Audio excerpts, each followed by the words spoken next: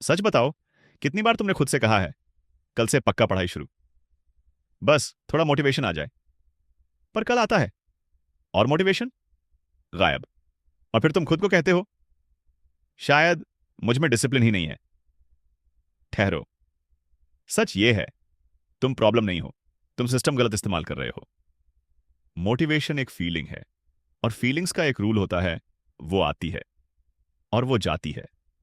कभी रील देखकर मोटिवेशन आता है, कभी किसी टॉपर की स्टोरी सुनकर। पर जैसे ही पढ़ाई थोड़ी मुश्किल होती है, जैसे ही फोन वाइब्रेट करता है, मोटिवेशन सबसे पहले भागता है। इसलिए अगर तुम अपनी पढ़ाई सिर्फ मोटिवेशन के भरोसे छोड़ दोगे, तो रिजल्ट भी लक के भरोसे चला जाएगा। अब डिसिप्लिन समझो। डिसिप्लिन कोई टैलेंट नहीं है, कोई गिफ्ट नहीं है।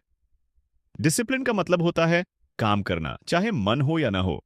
जैसे ब्रश करना, तुम रोज सुबह मोटिवेट होकर ब्रश नहीं करते, तुम बस कर लेते हो क्योंकि वो रूटीन का हिस्सा है। पढ़ाई भी ऐसी ही होनी चाहिए। स्टूडेंट्स यही गलती करते हैं। वो कहते हैं जब मूड बनेगा तब पढ़ूंगा, पर जो आगे निकल जाते हैं वो कहते हैं मेरा मूड पढ़ाई के बाद बनता है। एक्शन पहले, मोटिवेशन बाद में। तुम जब सिर्फ 10 मिनट भी पढ़ लेते हो ना, तो दिमाग बोलता है अच्छा लगा, थोड़ा और कर लेते हैं। मोटिवेशन काम के बाद पैदा होता है, काम से पहले नहीं। याद रखो, मोटिवेशन तुम्हें शुरू करवाता है, डिसिप्लिन तुम्हें जारी रखता है। एग्जाम मोटिवेशन से क्लियर नहीं होते। एग्जाम उन दिनों में क्लियर होते हैं जब मन बिल्कुल जीरो होता है, पर तुम फिर भी टेबल पर बैठ जाते हो। और डिसिप्लिन का मतलब यह भी नहीं कि तुम 12 से 14 घंटे पढ़ाई करो। डिसिप्लिन का मतलब है रोज एक ही समय पर पढ़ना, थोड़ा पढ़ना पर रोज पढ़ना, फोन साइड में रखकर पढ़ना, और बहानों से डील करना।